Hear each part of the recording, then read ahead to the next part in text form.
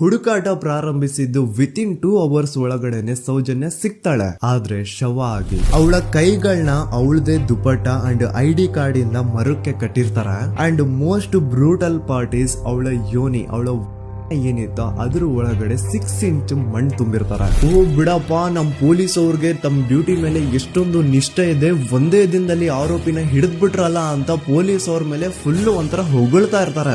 ಆದ್ರೆ ಪಾಪ ಜನರಿಗೆ ಎಲ್ಲಿ ಗೊತ್ತಿತ್ತು ಈ ಕೇಸ್ ನ ರಿಯಲ್ ಆರೋಪಿ ಬೇರೆ ಯಾರೋ ಇದಾರೆ, ಪೊಲೀಸ್ ಅವರೇ ಈ ಕೇಸ್ ನ ಮಿಸ್ಲೀಡ್ ಮಾಡೋದಕ್ಕೆ ಸುಮ್ನೆ ಸಂತೋಷ್ನ ಅರೆಸ್ಟ್ ಮಾಡಿದ್ದಾರೆ ಅಂತ. ಪೊಲೀಸ್ ಅವರು ಈ ಕೇಸ್ ಅಲ್ಲಿ ಕರಪ್ಟ್ ಆಗಿದ್ದಾರೆ, ಪೊಲೀಸ್ ಅವರೇ ಸತ್ಯ ಮುಚ್ಚಿಡ್ಲಿಕ್ಕೆ ಟ್ರೈ ಮಾಡ್ತಿದ್ದಾರೆ. ಹಾಗಾಗಿ ಈ ಕೇಸ್ ನ ಇನ್ಮುಂದೆ ಪೊಲೀಸ್ ಅವರಲ್ಲದೆ CBI ಅವರು ಇನ್ವೆಸ್ಟಿಗೇಷನ್ ಮಾಡಬೇಕು, ಈ ಕೇಸ್ ನ CBI ಒಪ್ಸಿ ಅಂತ ಅಗೇನ್ ಪ್ರೊಟೆಸ್ಟ್ ಗಳು ಸ್ಟಾರ್ಟ್ ಆಗ್ತವೆ. ಸೌಜನ್ಯ ಕೇಸ್ ಒಂದೇ ಅಲ್ಲ, ನಾರಾಯಣ ಹಾಗೂ ಯಮುನಾ ಕೇಸಲ್ಲೂ, ವೇದವಲ್ಲಿ ಕೇಸಲ್ಲೂ, ಆ ಬ್ಯಾಂಕ್ ಮ್ಯಾನೇಜರ್ ನ ಕೇಸಲ್ಲೂ ಹಾಗೂ ಪದ್ಮಲತಾ ಕೇಸಲ್ಲೂ ಸೀದಾ ಡೈರೆಕ್ಟ್ ಡೌಟ್ ಬರೋದೆ ಊರಿನ ಗೌಡ್ರ ಮೇಲೆ. ಸೌಜನ್ಯ ಕೇಸ್ ಬಿಟ್ಟು ಆ ಇನ್ನೊಂದು ಕೇಸ್ ಯಾವುದು, ಅದಕ್ಕೂ ಸಂತೋಷ್ಗೂ ಏನ್ ಸಂಬಂಧ, ಅದ್ರಲ್ಲಿ ಯಾಕೆ ಸಂತೋಷ್ನ ಪೊಲೀಸ್ ಅವರು ಫಿಟ್ ಮಾಡಿದ್ರು ಅಂತ ಪ್ರತಿಯೊಂದು ಹೇಳ್ತೀನಿ.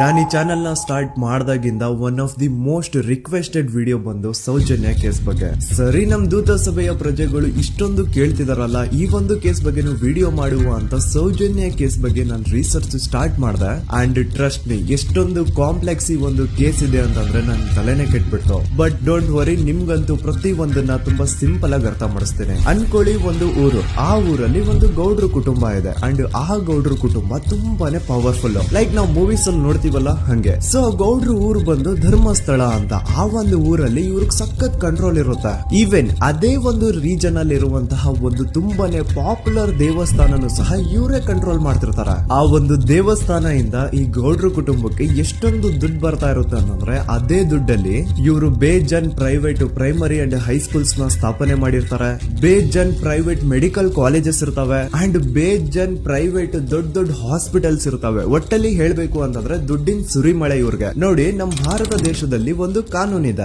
ದ ರಿಲಿಜಿಯಸ್ ಎಂಡೋಮೆಂಟ್ ಆಕ್ಟ್ 1863 ಅಂತ.